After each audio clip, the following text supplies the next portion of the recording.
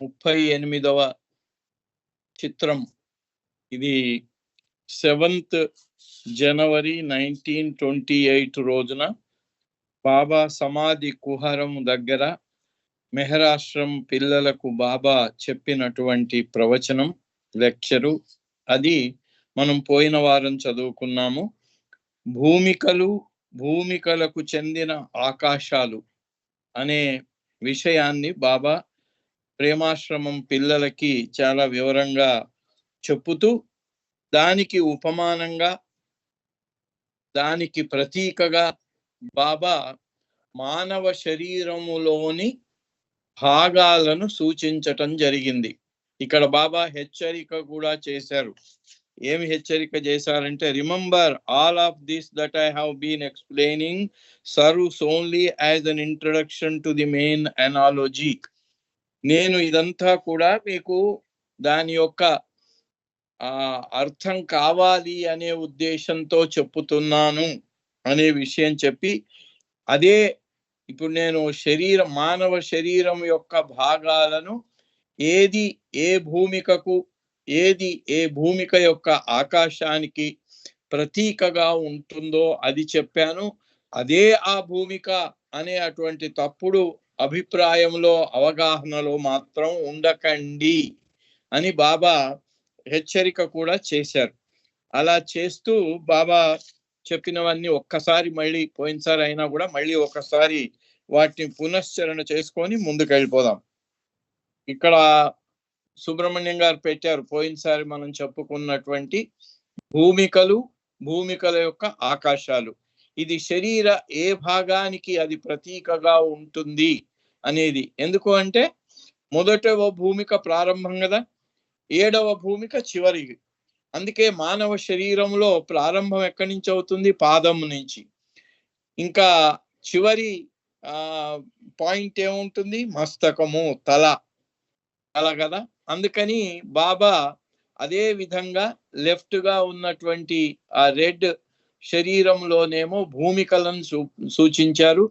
Right side blue colour లో ఉండే శరీరంలో ఏ భాగం ఏ భూమిక యొక్క ఆకాశానికి చిహ్నంగా ఉంటుంది అనే విషయం చెప్పటం జరిగింది. అయితే దాన్ని గబగబా మనం చెప్పుకుందాం. ఈ చీలమండలం, పాదం దగ్గర చీలమండలం ఏది ఉంటుందో ఆ చీలమండలం ఏమో మొదటి భూమిక. ఇక ఆ మొదటి భూమికకు చెందినటువంటి ఆకాశం రైట్ సైడ్ పాదం ఎత్తి చూపిస్తున్నారు. పాదము కింద ఉన్నటువంటి కొంచెం లోతైన భాగము, అది మొదటి భూమిక యొక్క ఆకాశానికి చిహ్నం. ఇక రెండవ భూమిక మోకాలు. ఇక్కడ ఎడమ పక్కన ఉన్నటువంటి శరీరంలో యారో మార్క్ చూపిస్తున్నారు. రెండవ భూమిక మోకాలు, జాయింట్. ఇక రెండవ భూమికకు చెందినటువంటి ఆకాశము ఆ మోకాలు లోపలి వైపు ఉండేటువంటి లోతైన ప్రదేశాన్ని ఆ రెండవ భూమికకు చెందిన ఆకాశం. ఇక మూడవ భూమిక ఏమో తుంటి ఎముక జాయింట్. ఇక దాని యొక్క స్వర్గమేమో వెనకాల పిరుదులపై ఉండే అటువంటి ఖాళీ స్థలం, లోతైన స్థలం, దానికి మూడవ భూమికకు చెందిన ఆకాశం. ఇక నాలుగవ భూమిక ఏమో భుజం జాయింట్. భుజము జాయింట్ ని బాబా నాలుగవ భూమిక కింద చూపించారు. నాలుగవ భూమిక యొక్క ఆకాశం ఏది అంటే మోచేతి, ఆ లోపలి వైపు ఏదైతే లోతుగా ఉంటుందో మోచేతి జాయింట్ ఎముకలు వెనుక వైపు ఉంటాయి, మోకాళ్ళేమో ముందుకుంటాయి, ఆ లోపలికి ఉండేటువంటి లోతైన భాగం వెనక్కి ఉంటుంది. ఇది మోచేయి దానికి విరుద్ధంగా ఉంటుంది. ఆ మోచేతి జాయింట్ కిందికి ఉంటుంది, దాని లోతైన భాగం పైకి ఉంటుంది. అది నాలుగవ భూమికకు చెందినటువంటి ఆకాశం. దాని కింది నుంచి చేతి వేళ్ళన్నీ కూడా ఆ నాలుగవ భూమికలో ఉండే అటువంటి శక్తులు 7 సిద్ధీస్ అన్నారు. Elbow, wrist, fingers. అది ఈ మోచేతి ఆ లోతైన ప్రదేశం నుంచి చేతి యొక్క వేళ్ల దాకా ఇది ఆ నాలుగవ భూమికలో వాడికి కలిగే అటువంటి అనంతమైన శక్తి యొక్క 7 రకాలైన సిద్ధులను అక్కడ చూపించాడు. అందుకని 4వ భూమికలో ఈ శక్తులను దుర్వినియోగం చేసినప్పుడు వాడు ఆ చేతి వేళ్ల ద్వారా కింద పడిపోతాడు. కింద ఎక్కడికి పడిపోతాడు? కింద పాదం యొక్క వేళ్లకి బాబా చూపించాడు. స్టోన్ ఏమో చిన్న వేలు, పాదంకు ఉండేటువంటి చిన్న వేలు రాతితో సమానం, అక్కడ పడిపోతుందట. ఈ 4వ భూమిక నుంచి జారి వస్తే ఆ చిన్న వేలు ఏదైతే ఉందో ఆ చిన్న వేలు అంటే రాతి స్థితికి పడిపోతాడు. అదే బొటన వేలు అయితే మానవ రూపానికి చిహ్నం. ఇక అక్కడి నుంచి 5వ భూమిక గొంతు దగ్గర ఉంటుంది. 5వ భూమిక యొక్క ఆ ఆకాశం ఏదైతే ఉందో దానికి కింద ఇక్కడ లోతైన భాగం, ఈ కంఠం యొక్క ఎముక గొంతుకి మధ్యలో ఉండే అటువంటి లోతైన భాగం, అది 5వ భూమిక యొక్క ఆకాశం.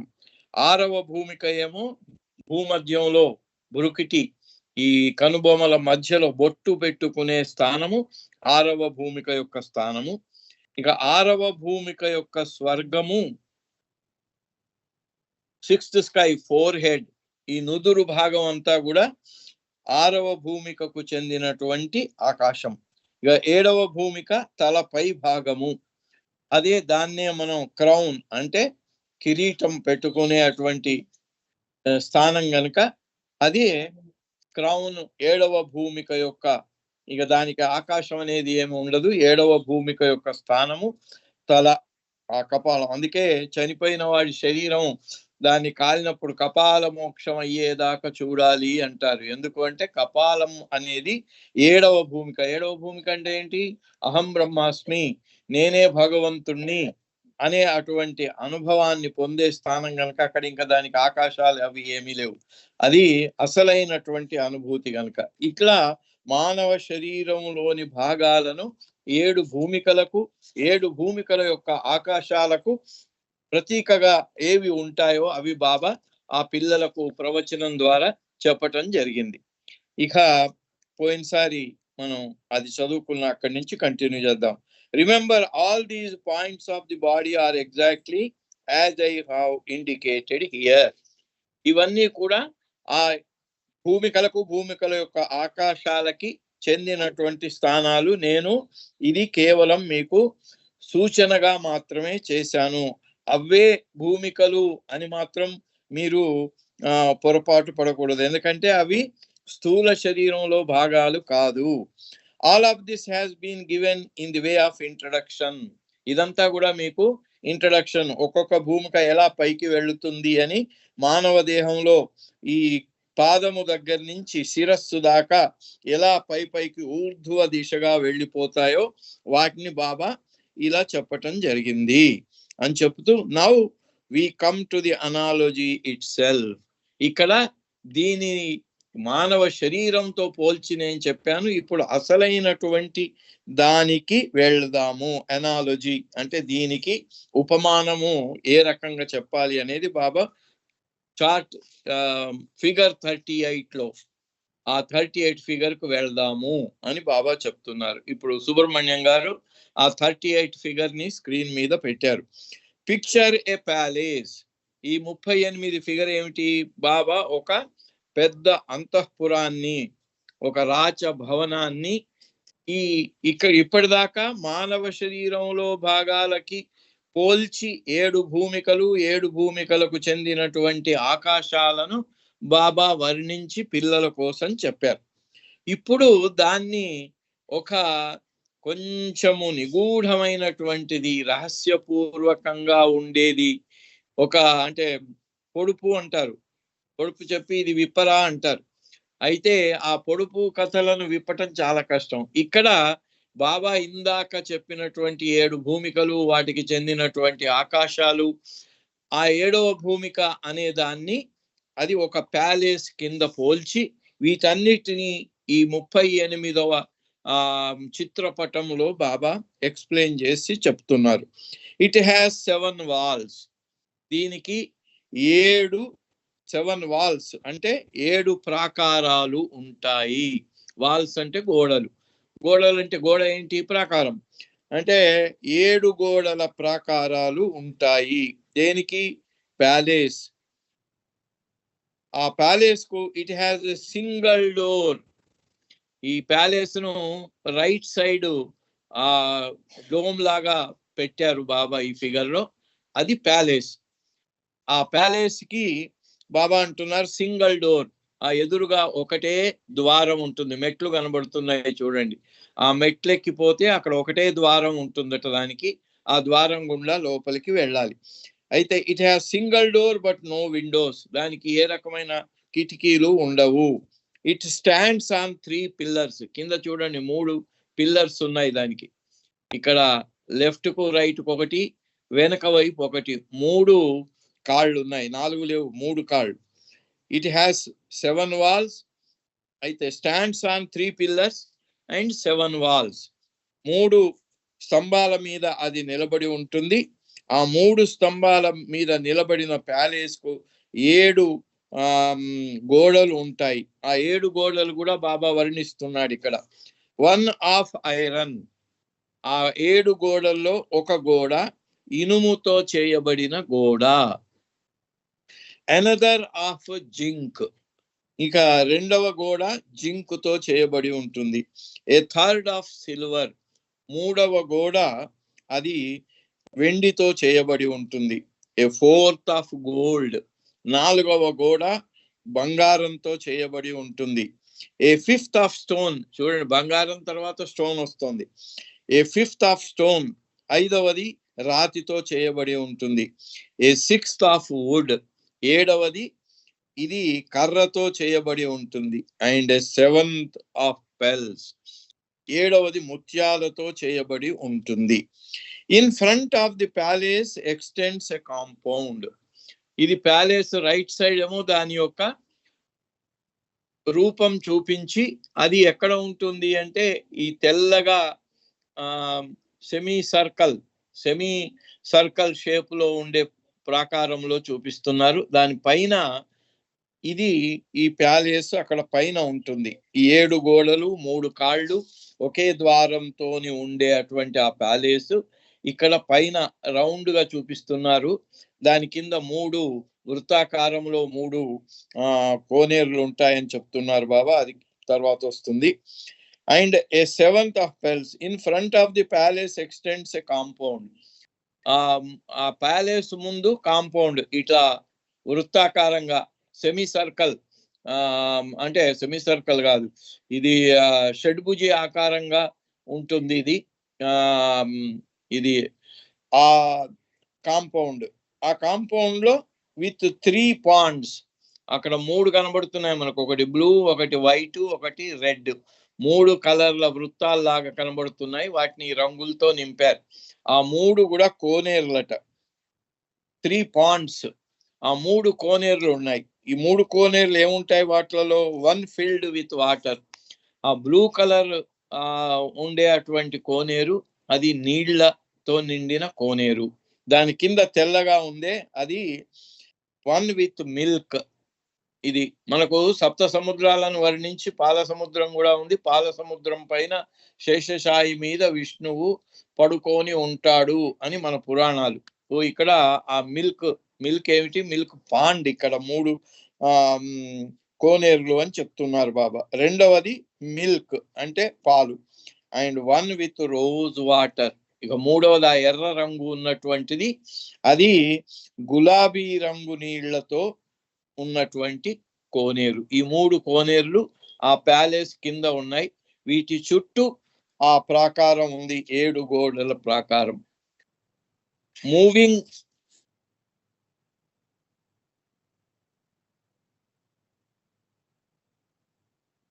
Out from the compound.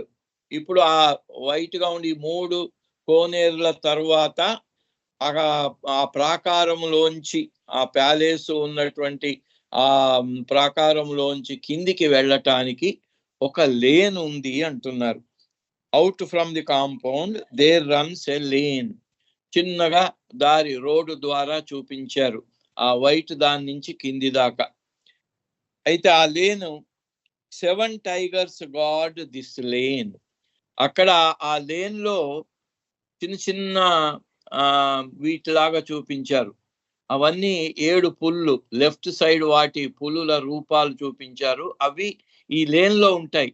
Left కొకటి, right కొకటి, left కొకటి, right కొకటి, అలా ఇటు 3 అటు 3 ఉన్నాయి.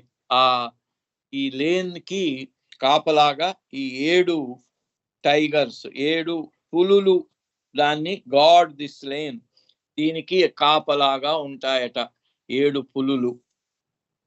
At the far end of the lane there blooms a garden full of sweet smelling flowers.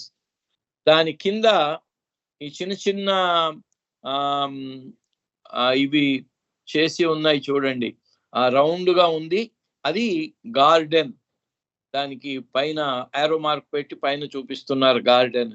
దాంట్లో 14 ఆవరణలు ఉన్నాయి. ఆ 14 ఆవరణలలో ఒక్కొక్క ఆవరణలో చాలా సుగంధ పరిమళమైనటువంటి పుష్పాలు ఉంటాయట.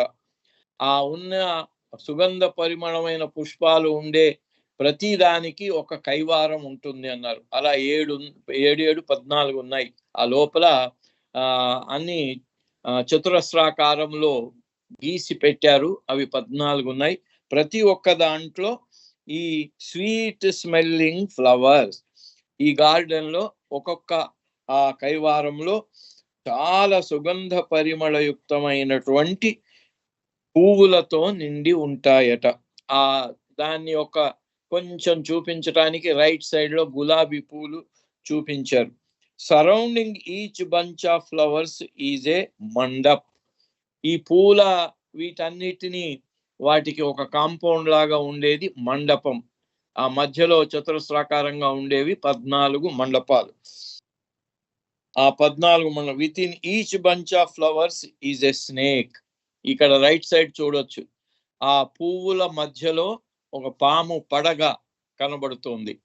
ప్రతి ఈ 14 కైవారాలలో సుగంధ భరితమైనటువంటి ఆ పువ్వులు ఉన్నాయి.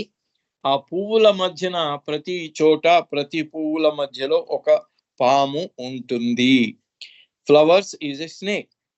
When you emerge from the garden, అలా ఆ ప్యాలెస్, ఆ అంతఃపురం ఉన్నటువంటి ఆ కైవారం నుంచి ఆ మధ్యలో ఉండే దారిని దాటి ఈ తోటలోకి వచ్చిన తర్వాత, ఆ తోటలోంచి మళ్ళీ కిందికి వెళ్ళినట్టయితే అక్కడ కూడా ఒక చిన్న రోడ్డు లాగా, ఒక లేన్ లాగా కిందికి చూపించారు. అది దాన్ని దాటి emerge from the garden there opens before you a desert. ఆ గార్డెన్ నుంచి కిందికి బయటికి రాగానే అక్కడ ఒక పెద్ద ఎడారి ఉంటుందట.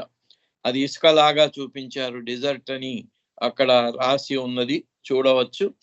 అది పెద్ద ఎడారి ప్రాంతం. ఆ ఎడారి ప్రాంతంలోకి ఆ తోటలోంచి తోటలోకి, తోటలోంచి మళ్ళీ ఎడారిలోకి, ఆ దాంట్లోంచి రాగానే ఎడారి వస్తుంది. ఆ ఎడారిలో after crossing the desert you arrive at a river. ఇక్కడ బ్లూ కలర్ తోని ఒక నది ప్రవహిస్తున్నట్టుగా 2 గీతల మధ్యన బ్లూ కలర్ సూచిస్తోంది. అది ఒక నది. 2 గట్లు ఉంటాయి కాబట్టి 2 గీతలు చూపించి మధ్యలో నీటికి ఆ బ్లూ కలర్ చూపిస్తున్నారు.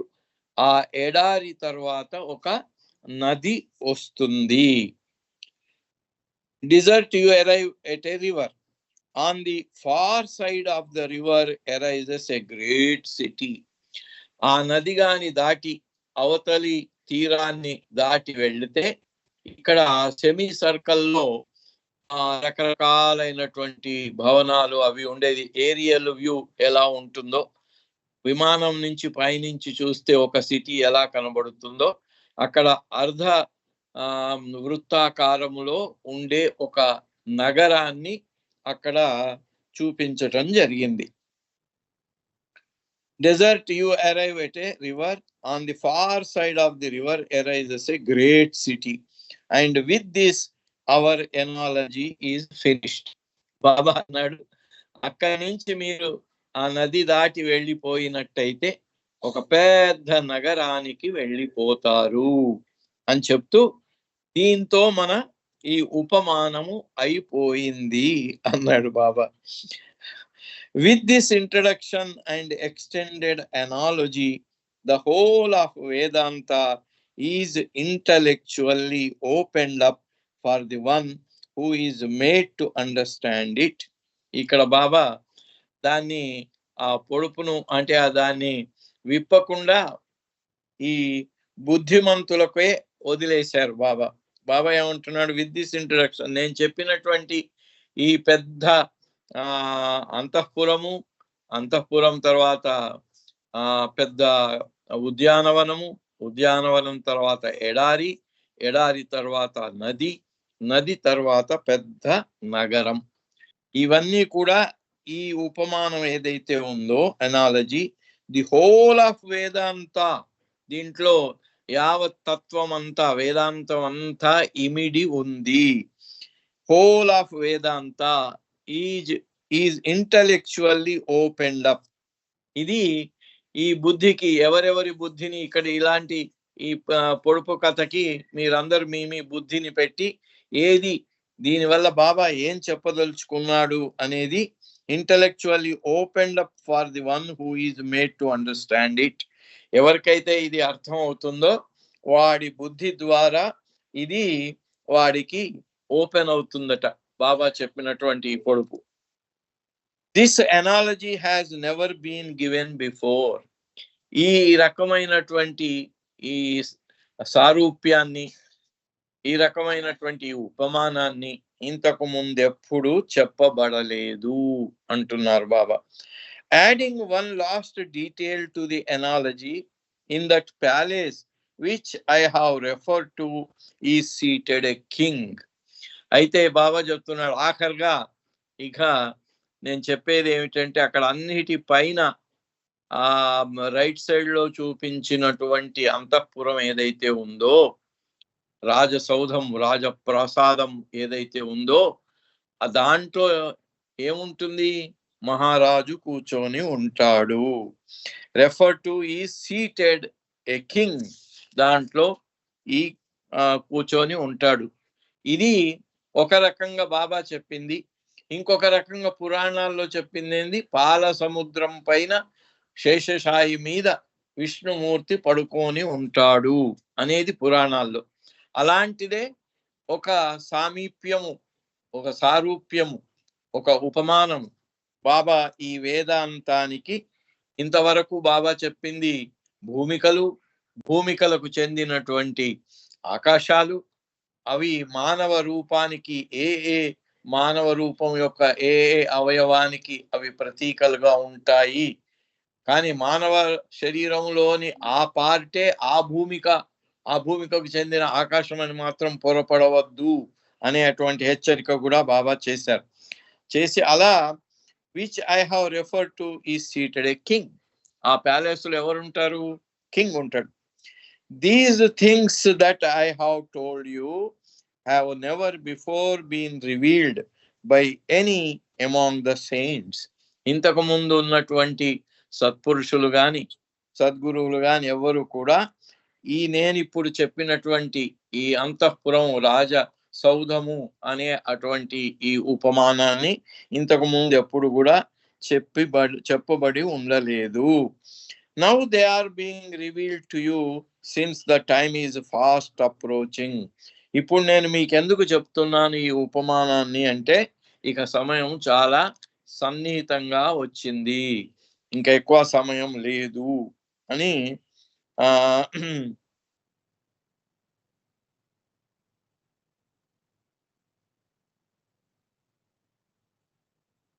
ఈ గార్డెన్ లో ఉండే అటువంటి వాటిని ఇక్కడ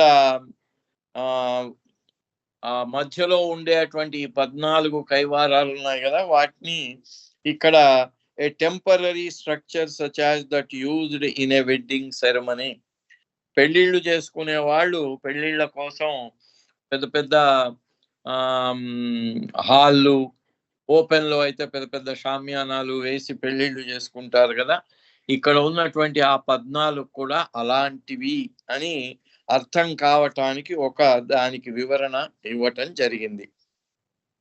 అయితే ఇవి ఇంతవరకు ఎవరూ చెప్పలేదు, సమయం ఆసన్నమైంది గనుక నేను మీకు చెప్పుతున్నాను అని బాబా ముగిస్తూ Shri went on to give a pair of similes or comparisons, first comparing the good luck of the boys with the fortunes of Changdev, the great yogi of the fourth plane.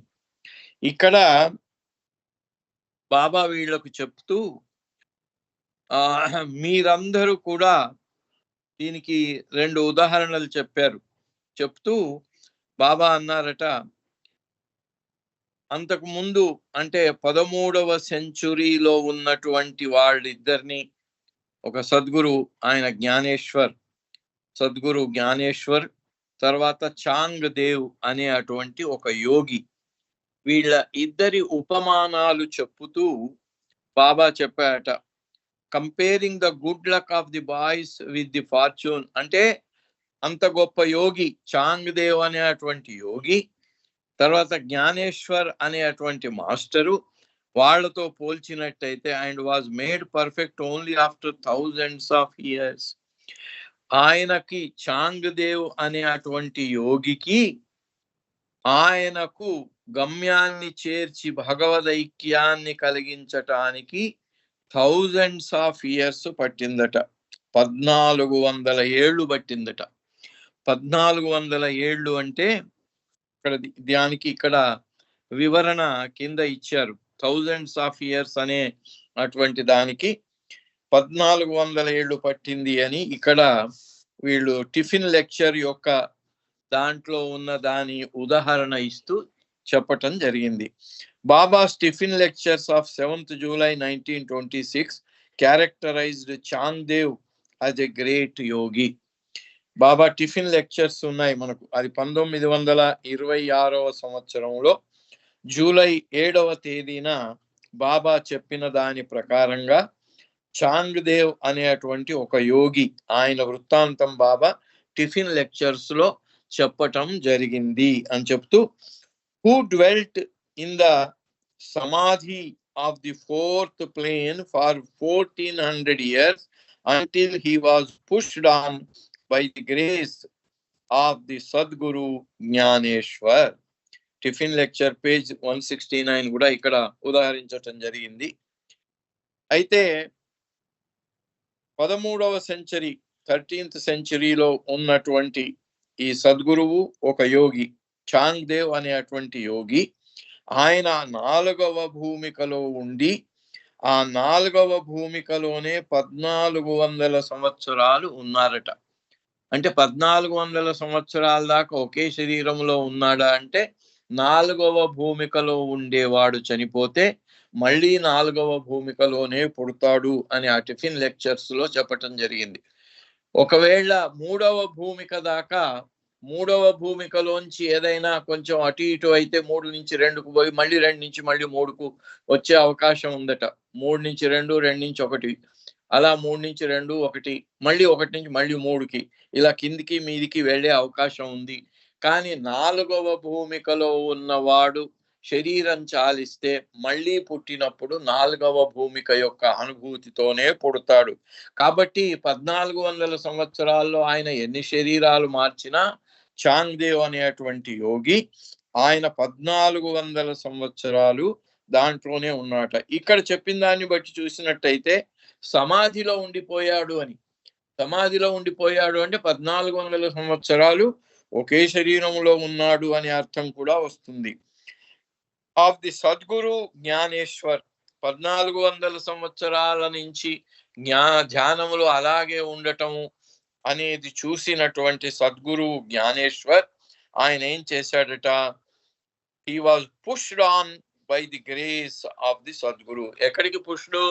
4వ భూమిక నుంచి పుష్ చేస్తే ఎక్కడికి వెళ్తాడు? 5వ భూమికకి వెళ్ళిపోతాడు. అంటే అది అదృష్టం, అది ఒకందుకు కూడా. 4వ భూమికలోంచి జారిపోయి మళ్ళీ రాతి స్థితికి వెళ్ళిపోకుండా 1400 సంవత్సరాలు ధ్యానావస్థలో 4వ భూమికలోనే ఉన్నాడు అన్నా కూడా అది సేఫే. Stories of these 2 great saints and masters and their celebrated confrontation in the late 13th century were well established in the oral traditions and folklore of Maharashtra. ఈ ఇద్దరి గురించినటువంటి విషయాలు ఎన్నో గ్రంథాల్లో ఎన్నో చోట్ల చాలా వివరంగా చెప్పబడి ఉన్నాయి. అంటే మామూలుగా వ్యావహారికంగా కూడా అందరూ చెప్పుకోవటం జరుగుతుంది. మరి జ్ఞానేశ్వర్ గురించి కూడా తెలుసు మనకి. అలాగే జ్ఞానేశ్వర్ గురించి బాబా చెప్పటం కూడా జరిగింది. జ్ఞానేశ్వర్ వాళ్ళ కుటుంబంలో నలుగురు ఒకటే కుటుంబంలో సద్గురువులుగా ఉండటం అది ఒక రేరు, చాలా గ్రేట్ అని చెప్పారు. నామ్దేవ్, జ్ఞానేశ్వర్, సోఫాన్, ముక్తాబాయి ఈ నలుగురు ఒకటే కుటుంబంలో పుట్టిన వాళ్ళు సద్గురువులైనారట. అయితే అది చాలా గొప్ప విషయం అని కూడా బాబా చెప్పటం జరిగింది. సో అందుకని ఈ జ్ఞానేశ్వర్ అనే ఆయన చాంగ్దేవ్ అనే అటువంటి యోగిని 1400 సంవత్సరాలు ధ్యానావస్థలో 4వ భూమికలో అనే చిక్కుబడి ఉన్న అతన్ని 5వ భూమికకి పుష్ చేయటం జరిగింది. ఇది 13వ సెంచురీకి 13వ శతాబ్దానికి చెందినటువంటి యోగి తరువాత సద్గురువు యొక్క కథ అని చెప్తూ ఇది మహారాష్ట్రలోనే జరిగింది. ఇద్దరు మహారాష్ట్రకు చెందిన వాళ్ళే. And would have been well known to those of Baba's audience who did not hail from abroad. అయితే బాబా దగ్గర ఉన్న మరి స్కూల్లో వచ్చిన పిల్లలలో ఇరాన్ నుంచి వచ్చారు, వేరే చోట్ల నుంచి వచ్చారు కదా, వాళ్ళకి ఇది తెలిసి ఉండకపోవచ్చు. కానీ మహారాష్ట్రలోనే బాబా స్కూల్లో చేరిన పిల్లలందరికీ ఇది వాళ్లకు తెలిసిన విషయమే. For brief biographies see infinite intelligence. వీళ్ళిద్దరి యొక్క చరిత్ర ఇది ఇన్ఫినిట్ ఇంటెలిజెన్స్ యొక్క పేజెస్ 611, 612 అనే 2 వీటిలలో చెప్పబడ్డాయి. సో వచ్చే వారం దీన్ని కూడా నేను చదివి వినిపిస్తాను. ఇన్ఫినిట్ ఇంటెలిజెన్స్ లో పేజ్ 611, 612 చాంగ్దేవ్ అండ్ జ్ఞానేశ్వర్ వాళ్ళకు సంబంధించిన కొన్ని వివరాలను వచ్చే వారం మనం తెలుసుకుందాం. ఎందుకంటే ఇప్పుడు మనకు సమయం కూడా ఇంకొక 3-4 నిమిషాలే ఉంది. సో అలా బాబా వీళ్ళ గురించి చెప్తూ the second simile concern the eye. మొదటిదేమో ఈ చాంగ్దేవ్, జ్ఞానేశ్వర్ వాళ్ళ యొక్క ఉదాహరణ ఈ పిల్లలకు చెప్పారట. Good luck of the boys. ఎందుకంటే ఈ పిల్లలు మరి మనకు తెలుసు కదా, బాబా ఎవరికైతే ఇన్ని విషయాలు చెప్పి నేను చెప్పిన విషయాలు మీకు అర్థమైనా కాకపోయినా వాటిలో ఏమీ లేదు, మీరు మీ ప్రేమను నా పట్ల గల ప్రేమను పెంపొందించుకోండి అన్నాడు. నిజంగా వాళ్ళు అదే పని చేశారు. ప్రేమను పెంపొందించుకోవటం వల్ల ఆ పిల్లలలో 3 6వ భూమికకు వెళ్ళటం జరిగింది. ఎంతట్లో? కొన్ని మాసాల్లో, కొన్ని రోజుల్లో వాళ్లకు ఇలాంటి అనుభూతులు కలిగాయి. ఆధ్యాత్మిక మార్గంలో మిగిలిన వాళ్ళందరూ కూడా చాలా చాలా ఉన్నత స్థాయికి వెళ్ళటం జరిగింది. అది సాప్స్ అండ్ థ్రాప్స్ అని రంజు అబ్దుల్లా రాసినటువంటి పుస్తకంలో చాలా వివరంగా చెప్పబడింది. The second simile concern the I. ఈ చాంగ్దేవ్, జ్ఞానేశ్వర్ వాళ్ళకు సంబంధించిన ఉదంతం ఒక ఉదాహరణగా చెప్పి బాబా 2వ ఉదాహరణ మన కన్నులనే చెప్పుతున్నాడు. మన కళ్ళు ఏవైతే ఉన్నాయో బాబా అంటున్నాడు, which though so small in itself. కన్ను ఎంత చిన్నది, కన్ను లోపల ఉండేటువంటిది ఏదైతే ఈ యావత్ విశ్వాన్ని చూస్తుందో, ఇంత విశాలమైనటువంటి ప్రకృతిని, విశాలమైనటువంటి ఈ ప్రకృతి సోయగాలను, అందాలను, వీటన్నిటిని చూసే కన్ను ఎంతది? చాలా చిన్నది. Small in itself can see objects thousands of times larger than the eye itself. మన కన్ను కంటే ఎన్నో వేల రెట్లు విశాలమైనటువంటి వాటిని, వస్తువులను, గ్రహాలను, నక్షత్రాలను, ఈ భూమి మీద ఉండేటువంటి ఎన్నో దృశ్యాలను ఈ కన్ను చూస్తుంది. దాని పరిమాణానికంటే ఎన్నో వేల రెట్లు అధికంగా ఉన్నటువంటి వాటిని ఆ కన్ను చూడగలుగుతుంది. And this can happen because of the seer who is with in it. ఆ కన్ను కాదు, ఆ కన్నే ఇన్నిటిని చూడటం లేదు. కన్ను ద్వారా లోపల ఉన్నవాడు ఎవడు?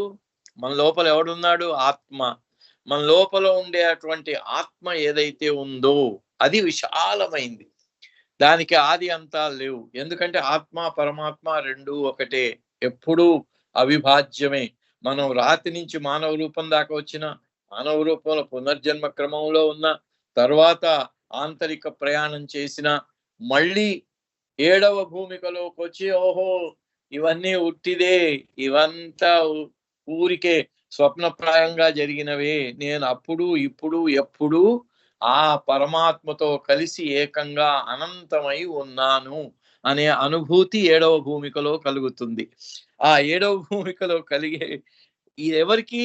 ఆత్మకు. కాబట్టి ఈ చిన్న కన్ను ద్వారా దానికంటే ఇన్ని వేల రెట్లు విశాలమైనటువంటి వాటిని ఆ కన్ను ఎలా చూడగలుగుతుంది అంటే, ఆ కన్ను ద్వారా చూసేవాడు ఎవడైతే ఉన్నాడో వాడు విశాలమైన వాడు గనక వాడు ఈ కన్ను ద్వారా చూడగలుగుతున్నాడు.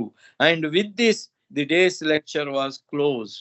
దీంతో బాబా ఆ రోజు చెప్పినటువంటి తన ప్రసంగాన్ని క్లోజ్ చేశారు. Before finishing with this analogy and the topic illuminates, today let us comment on energy and its 7 divisions, since without this our explanation will not have filled in its missing link the matter of the 7 forms, 7 planes, 7 skies, 7 anands, and so forth, all having been attended to.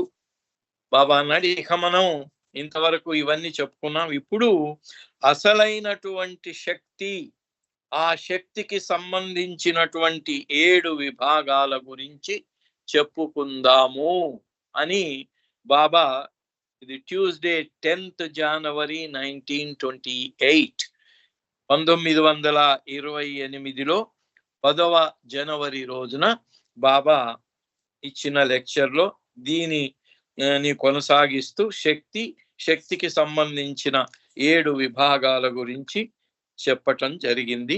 అది వచ్చే వారం మనం ఈ చాందేవ్ జ్ఞానేశ్వర్ వాళ్ళ వివరాలు చదువుకొని తర్వాత ఇక్కడికి వెళ్ళిపోదాం. అవతార్ మెహర్ బాబాకి జై. జై బాబా. జై మెహర్ బాబా అండి. క్రియేషన్ అండ్ కాల్స్లో విషయాలు చక్కగా విశ్వరికి చక్కగా తెలియజేస్తున్నారు. జై మెహర్ బాబా మీకు. ఇప్పుడు 6:57 అయింది.